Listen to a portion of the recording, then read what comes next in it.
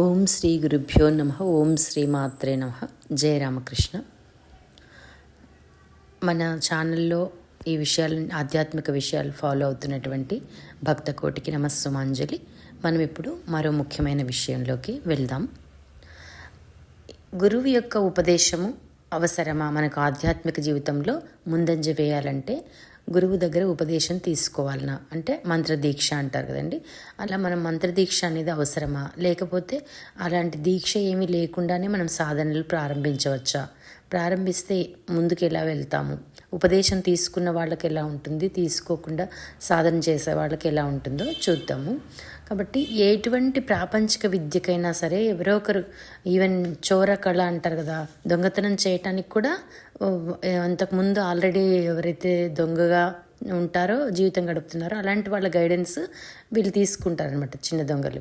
కాబట్టి అలా ఉన్నప్పుడు మనకు ప్రాపంచికత విద్యకే ఎవరో ఒకరు గురువు ఆధ్వర్యంలో ఉంటేనే చక్కగా నేర్చుకోగలుగుతాము, అందులో రాణించగలుగుతాము కదా. కాబట్టి ఇంకా ఆధ్యాత్మిక విద్య వేరే చెప్పాలా చెప్పండి. కాబట్టి తప్పనిసరిగా గురువు యొక్క ఉపదేశం అనేది అవసరము. ముందు మనకు ఆ వ్యాకులత ఉండాలి, ఆ జనించాలన్నమాట. నేను ఉపదేశం తీసుకోవాలి, ఒక గురువు ఉండాలి నాకు జీవితంలో అనేది ఉంటే అప్పుడు భగవంతుడు సరైన సమయంలో మనకు గురువుని ప్రసాదిస్తారంట. భగవంతుడే గురువు రూపంలో మనకు వచ్చి ఉపదేశం ఇస్తారు, మనల్ని ఆధ్యాత్మిక మార్గంలో ముందడుగు వేయించుతారు.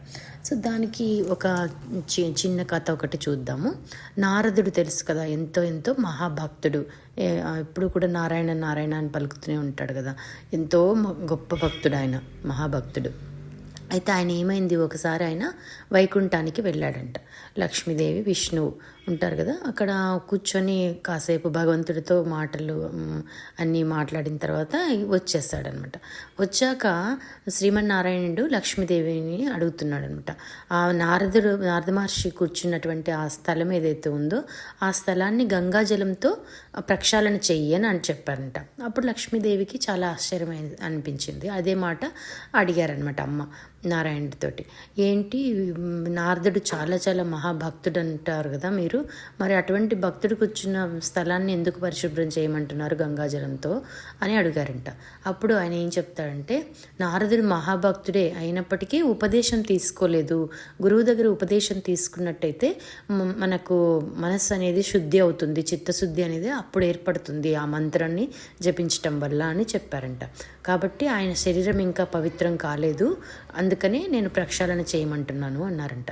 కాబట్టి గురువు ద్వారా ఉపదేశం పొందిన మంత్రాన్ని మనం జపించటం వల్ల మనకు చిత్తశుద్ధి ఏర్పడుతుంది, మన శరీరము అన్నీ కూడా మంత్రమయమైపోతాయి అన్నమాట, మంత్రముద్దగా మారుతుంది. అటువంటి మనసులో భగవంతుడు తిష్ట వేసుకొని కూర్చుంటాడు. భగవంతుడికి అటువంటి హృదయమే కావాలి నివాసం ఉండటానికి అని చెప్తున్నారంట. కాబట్టి నారదుడికే అలా అన్నప్పుడు ఇంకా మనం అందరం సామాన్యులం కదా, మనకందరికీ కూడా గురువు యొక్క ఉపదేశం అంటే మంత్రదీక్ష అనేది ప్రతి ఒక్కరి జీవితంలో అవసరము. నాకు కూడా అర్థమైందంటే, మంత్రదీక్ష తీసుకోకముందు నేను సేవలు చేసినప్పటికీ చాలా అడ్డంకులు వస్తూ ఉండేవన్నమాట. ఎక్కడికి వెళ్ళినా సేవలు చేసే దగ్గర నేను స్కూల్స్ అండ్ కాలేజెస్లో చేసేదాన్ని వాల్యూ బేస్డ్ ఎడ్యుకేషన్ గురించి. అప్పుడు చాలా చోట్ల నాకు అంతగా పర్మిషన్ ఇచ్చేవారు కాదు, అడ్డంకులు వస్తూ ఉండేవి. తర్వాత నాకు కూడా అప్పుడు ఉపదేశం అనేది ఒకటి ఉంటుందని ఏమీ తెలియదు అనమాట. తర్వాత నేను బాల వికాస్ క్లాసెస్లో టీచ్ చేస్తున్నప్పుడు ఒక సీనియర్ మేడం గారు చెప్పారు, అమ్మ దీక్ష తీసుకోండి, మీరు ఇన్ని పుస్తకాలు చదువుతున్నారు కదా, ఇంత ఫాలో అవుతున్నారు, ఇదంతా సేవలు చేస్తున్నారు, మీకు బాగుంటుంది తీసుకోండి అంటే నేను అప్పటికప్పుడు సరే ఏంటో చూద్దామని చెప్పి అప్లికేషన్ తీసుకున్నాను అనమాట. అదే టైంలో లక్కీగా ఆ టైంలో ఉపదేశానికి సంబంధించినటువంటి అప్లికేషన్స్ ఇస్తూ ఉన్నారు అక్కడ రామకృష్ణ మఠంలో. తీసుకున్న తర్వాత నాకు మళ్ళా గౌతమానంద మహారాజ్ గారి దగ్గర మంత్రదీక్ష తీసుకోవడం జరిగింది. తీసుకున్న తర్వాత నేను సేవలకు వెళ్ళినప్పుడు ఎక్కడ చూసినా ఒక రెడ్ కార్పెట్ వెల్కమ్ లాగా అయిపోయిందనమాట. అప్పుడు నాకు అర్థమైంది, ఓహో దీక్ష యొక్క పవర్ ఎంత ఉంటుందా. గురువు మనకు మంత్రం బీజాక్షరాల్లో గురువు యొక్క శక్తిని కూడా నిక్షిప్తం చేసి మనకి ఇస్తారు కాబట్టి దానికి అంత పవర్ ఉంటుంది అనేది అర్థమైందండి. సో కాబట్టి తప్పనిసరిగా ఎవరైనా సరే భక్తి మార్గంలో ముందుకెళ్ళాలి, ఆధ్యాత్మిక మార్గంలో ముందుకెళ్ళాలి అనుకున్నప్పుడు గురువు యొక్క ఉపదేశము కంపల్సరిగా ఉండాలి అనేది మనం ఇక్కడ నేర్చుకున్నటువంటి అంశం అన్నమాట ఈరోజు. సో సర్వం శ్రీరామకృష్ణార్పణమస్తు. లోకా సమస్త